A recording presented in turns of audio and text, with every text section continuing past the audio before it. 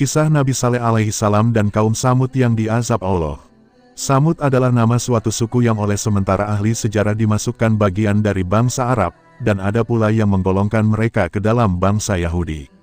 Mereka bertempat tinggal di suatu dataran bernama Al-Hijr, terletak antara Hijaz dan Syam, yang dahulunya termasuk jajahan dan dikuasai suku Ad yang telah habis binasa disapu angin taufan yang dikirim oleh Allah, sebagai pembalasan atas pembangkangan dan pengingkaran mereka terhadap dakwah dan risalah Nabi Hud alaihi salam. Kemakmuran dan kemewahan hidup serta kekayaan alam yang dahulu dimiliki dan dinikmati oleh kaum Ad telah diwarisi oleh kaum Samud. Tanah-tanah yang subur yang memberikan hasil berlimpah ruah, binatang-binatang perahan dan lemak yang berkembang biak, kebun-kebun bunga yang indah-indah, bangunan rumah-rumah yang didirikan di atas tanah yang datar dan pahatnya dari gunung, semuanya itu menjadikan mereka hidup tentram, sejahtera dan bahagia, merasa aman dari segala gangguan alamiah dan bahwa kemewahan hidup mereka akan kekal bagi mereka dan anak keturunan mereka. Kaum Samud tidak mengenal Tuhan. Tuhan mereka adalah berhala-berhala yang mereka sembah dan puja, kepadanya mereka berkurban, tempat mereka minta perlindungan dari segala bala dan musibah dan mengharapkan kebaikan serta kebahagiaan. Mereka tidak dapat melihat atau memikirkan lebih jauh dan apa yang dapat mereka jangkau dengan panca indera. Nabi Saleh berdakwah kepada kaum Samud. Allah yang Maha Pengasih dan Maha Penyayang, tidak akan membiarkan hamba-hambanya berada dalam kegelapan terus-menerus, tanpa diutusnya Nabi pesuruh di sisinya untuk memberi penerangan, dan memimpin mereka keluar dari jalan yang sesat ke jalan yang benar. Demikian pula Allah tidak akan menurunkan azab dan siksaan kepada suatu umat sebelum mereka diperingatkan, dan diberi petunjukkan olehnya dengan perantara seorang yang dipilih untuk menjadi utusan dan rasulnya. Sunatullah ini berlaku pula kepada kaum Samud, yang kepada mereka telah diutuskan Nabi Soleh seorang yang telah dipilihnya dari suku mereka sendiri, dari keluarga yang terpandang dan dihormati oleh kaumnya, terkenal tangkas, cerdik pandai, rendah hati dan ramah tamah dalam pergaulan. Dikenalkan mereka oleh Nabi Saleh kepada Tuhan yang sepatu mereka sembah, Tuhan Allah yang Maha Esa, yang telah mencipta mereka, menciptakan alam sekitar mereka, menciptakan tanah-tanah yang subur yang menghasilkan bahan-bahan keperluan hidup mereka, mencipta binatang-binatang yang memberi manfaat dan berguna bagi mereka, dan dengan demikian memberi kepada mereka kenikmatan dan kemewahan hidup dan kebahagiaan lahir dan batin.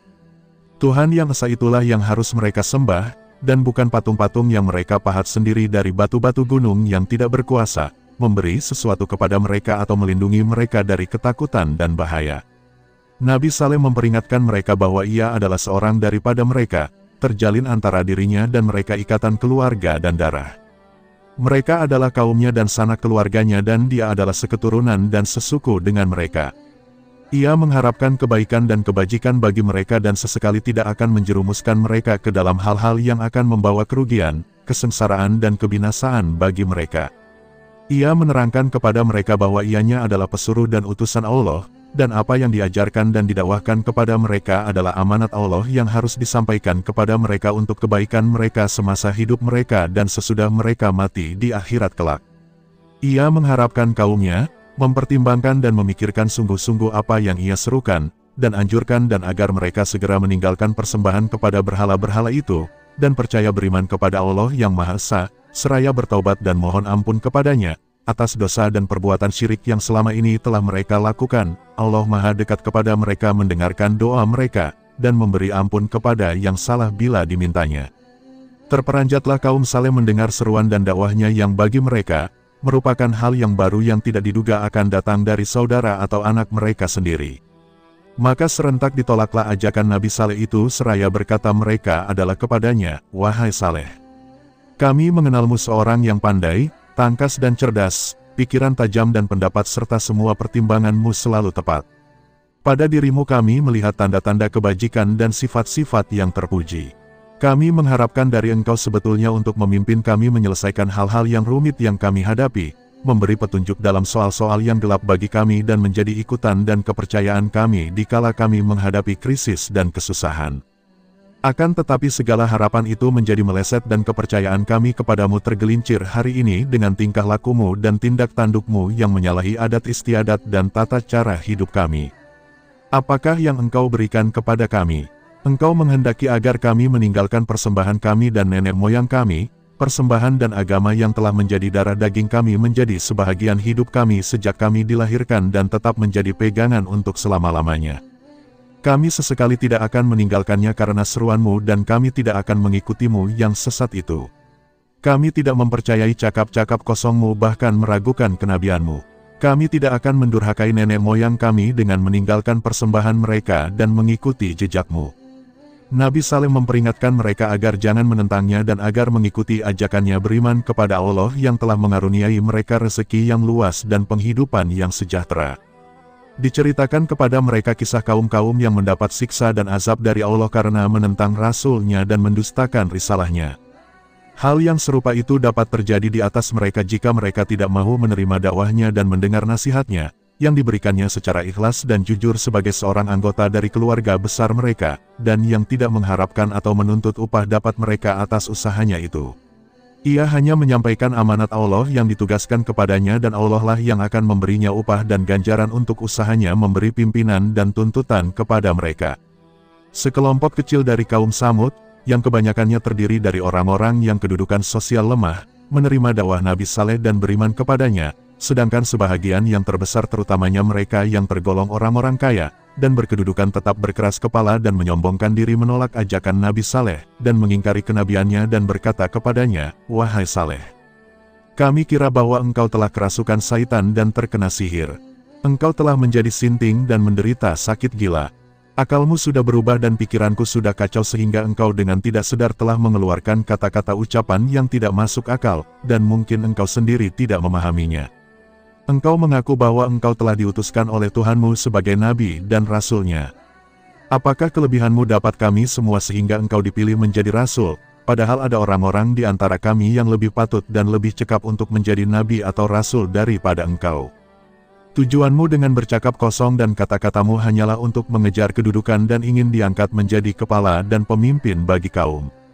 Jika engkau merasa bahwa engkau sehat badan dan sehat pikiran, dan mengaku bahwa engkau tidak mempunyai arah dan tujuan yang terselubung dalam dakwahmu itu, maka hentikanlah usahamu menyiarkan agama barumu dengan mencerca persembahan kami, dan nenek moyangmu sendiri. Kami tidak akan mengikuti jalanmu dan meninggalkan jalan yang telah ditempuh oleh orang-orang tua kami lebih dahulu."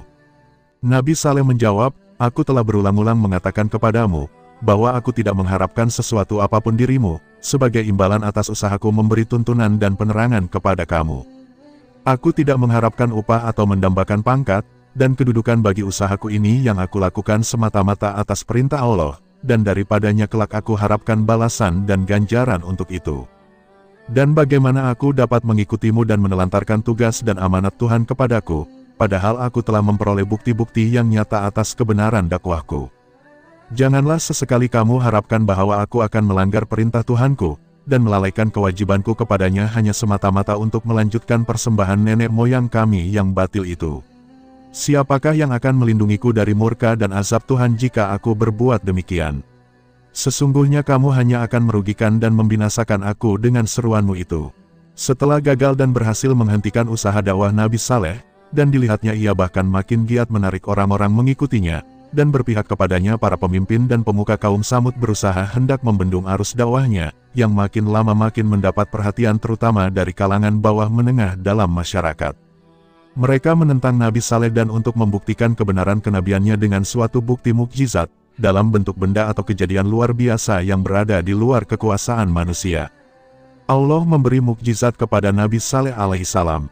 Nabi Saleh sadar bahwa tentangan kaumnya yang menuntut bukti dari dirinya berupa mukjizat itu adalah bertujuan hendak menghilangkan pengaruhnya, dan mengikis habis kewibawaannya di mata kaumnya terutama para pengikutnya, bila ia gagal memenuhi tantangan dan tuntutan mereka.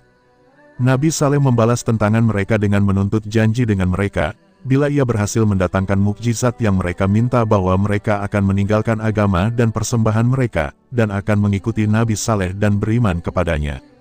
Sesuai dengan permintaan dan petunjuk pemuka-pemuka kaum Samud, berdoalah Nabi Saleh memohon kepada Allah agar memberinya suatu mukjizat, untuk membuktikan kebenaran risalahnya dan sekaligus mematahkan perlawanan dan tentangan kaumnya yang masih berkeras kepala itu. Ia memohon dari Allah dengan kekuasaannya, menciptakan seekor unta betina dikeluarkannya dari perut sebuah batu karang besar yang terdapat di sisi sebuah bukit yang mereka tunjuk. Maka sejurus kemudian dengan izin Allah yang Maha Kuasa lagi Maha Pencipta, terbelahlah batu karang yang ditunjuk itu dan keluar dari perutnya seekor unta betina. Dengan menunjuk kepada binatang yang baru keluar dari perut batu besar itu, berkatalah Nabi Saleh kepada mereka, inilah dia unta Allah, janganlah kamu ganggu dan biarkanlah ia mencari makanannya sendiri. Di atas bumi Allah ia mempunyai giliran untuk mendapatkan air minum, dan kamu mempunyai giliran untuk mendapatkan minum bagimu dan bagi ternakanmu juga, dan ketahuilah bahwa Allah akan menurunkan azabnya bila kamu sampai mengganggu binatang ini. Kemudian berkeliaranlah unta di ladang-ladang memakan rumput sesuka hatinya tanpa mendapat gangguan. Dan ketika giliran minumnya tiba, pergilah unta itu ke sebuah perigi yang diberi nama perigi unta dan minumlah sepuas hatinya. Dan pada hari-hari giliran unta Nabi Saleh itu datang minum, tidak ada seekor binatang lain berani menghampirinya, hal mana menimbulkan rasa tidak senang pada pemilik-pemilik binatang itu, yang makin hari makin merasakan bahwa adanya unta Nabi Saleh di tengah-tengah mereka itu, merupakan gangguan laksana duri yang melintang di dalam kerongkong. Dengan berhasilnya Nabi Saleh mendatangkan mukjizat yang mereka tuntut, gagallah para pemuka kaum Samud dalam usahanya untuk menjatuhkan kehormatan dan menghilangkan pengaruh Nabi Saleh, bahkan sebaliknya telah menambah tebal kepercayaan para pengikutnya dan menghilang banyak keraguan dari kaumnya. Maka dihasutlah oleh mereka pemilik-pemilik ternakan yang merasa jengkel dan tidak senang dengan adanya unta Nabi Saleh yang merajalela di ladang dan kebun-kebun mereka serta ditakuti oleh binatang-binatang peliharaannya. Unta Nabi Saleh dibunuh. Persekongkolan diadakan oleh orang-orang dari kaum Samud untuk mengatur rancangan pembunuhan unta Nabi Saleh. Dan selagi orang masih dibayangi oleh rasa takut dari azab yang diancam oleh Nabi Saleh, bila untanya diganggu di samping adanya dorongan keinginan yang kuat untuk melenyapkan binatang itu dari atas bumi mereka, muncullah tiba-tiba seorang janda bangsawan yang kaya raya, menawarkan akan menyerah dirinya kepada siapa yang dapat membunuh unta Saleh. Di samping janda itu, ada seorang wanita lain yang mempunyai beberapa puteri cantik-cantik, menawarkan akan menghadiahkan salah seorang dari puteri-puterinya kepada orang yang berhasil membunuh unta itu. Dua macam hadiah yang menggiurkan dari kedua wanita itu, di samping hasutan para pemuka Samud mengundang dua orang lelaki bernama Musyada bin Muharij dan Gudar bin Salif. Mereka berkemas-kemas akan melakukan pembunuhan bagi meraih hadiah yang dijanjikan, di samping sanjungan dan pujian yang akan diterimanya dari para kafir suku Samud, bila unta Nabi Saleh telah mati dibunuh. Dengan bantuan 7 orang lelaki lagi bersembunyi, mereka berkumpul di suatu tempat di mana biasanya dilalui oleh unta dalam perjalanannya ke perigi tempat ianya minum. Dan begitu unta-unta yang tidak berdosa itu lalu segeralah dipanah betisnya oleh Musadat, yang disusul oleh Gudar dengan menikamkan pedangnya di perutnya. Dengan perasaan megah dan bangga pergilah para pembunuh unta itu ke ibu kota, menyampaikan berita matinya unta Nabi Saleh yang mendapat sambutan sorak-sorai, dan teriakan gembira dari pihak musyrikin, seakan-akan mereka kembali dari medan perang dengan membawa kemenangan yang gilang gemilang. Berkata mereka kepada Nabi Saleh, "Wahai Saleh, untamu telah mati dibunuh, cobalah datangkan akan apa yang engkau katakan dulu akan ancamannya bila unta itu diganggu, jika engkau betul-betul termasuk orang-orang yang terlalu benar dalam kata-katanya." Nabi Saleh menjawab, "Aku telah peringatkan kamu, bahwa Allah akan menurunkan azabnya atas kamu jika kamu mengganggu unta itu. Maka dengan terbunuhnya unta itu maka tunggulah engkau akan tibanya masa azab yang Allah telah janjikan dan telah aku sampaikan kepada kamu. Kamu telah menentang Allah dan terimalah kelak akibat tentanganmu kepadanya, janji Allah tidak akan meleset. Kamu boleh bersukaria dan bersenang-senang selama 3 hari ini, kemudian terimalah ganjaran yang setimpal pada hari keempat.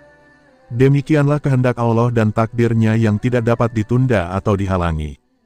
Ada kemungkinan menurut sementara ahli tafsir bahwa Allah melalui Rasulnya Nabi Saleh memberi waktu 3 hari itu untuk memberi kesempatan, kalau-kalau mereka sadar akan dosanya dan bertaubat minta ampun serta beriman kepada Nabi Saleh kepada risalahnya.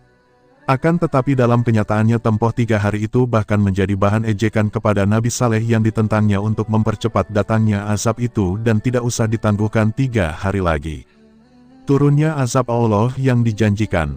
Nabi Saleh memberitahu kaumnya bahwa azab Allah yang akan menimpa di atas mereka akan didahului dengan tanda-tanda, yaitu pada hari pertama bila mereka terbangun dari tidurnya akan menemui wajah mereka menjadi kuning, dan berubah menjadi merah, pada hari kedua dan hitam, pada hari ketiga dan pada hari keempat turunlah azab Allah yang pedih. Mendengar ancaman azab yang diberitahukan oleh Nabi Saleh kepada kaumnya, sekelompok 9 orang adalah kelompok pembunuh unta, merancang pembunuhan atas diri Nabi Saleh mendahului tibanya azab yang diancamkan itu. Mereka mengadakan pertemuan rahasia dan bersumpah bersama akan melaksanakan rancangan pembunuhan itu di waktu malam, di saat orang masih tidur nyenyak untuk menghindari tuntutan balas darah oleh keluarga Nabi Saleh, jika diketahui identitas mereka sebagai pembunuhnya. Rancangan mereka ini dirahasiakan sehingga tidak diketahui dan didengar oleh siapapun kecuali ke-9 orang itu sendiri. Ketika mereka datang ke tempat Nabi Saleh, mereka melaksanakan rancangan jahatnya di malam yang gelap gulita, dan sunyi senyap, berjatuhanlah di atas kepala mereka batu-batu besar yang tidak diketahui dari arah mana datangnya dan yang seketika merebahkan mereka di atas tanah dalam keadaan tidak bernyawa lagi. Demikianlah Allah telah melindungi Rasul-Nya dari perbuatan jahat hamba-hambanya yang kafir. 1 hari sebelum hari turunnya azab yang telah ditentukan itu, dengan izin Allah berangkatlah Nabi Saleh bersama para mukminin pengikutnya menuju Ramlah, sebuah tempat di Palestina, meninggalkan Hajar dan penghuninya. Kaum Samud habis binasa, ditimpa halilintar yang dahsyat beriringan dengan gempa bumi yang mengerikan. Kisah Nabi Saleh dalam Al-Quran.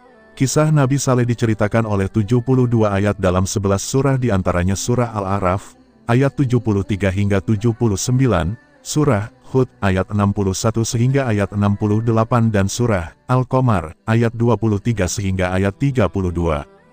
Pengajaran dari kisah Nabi Saleh alaihissalam.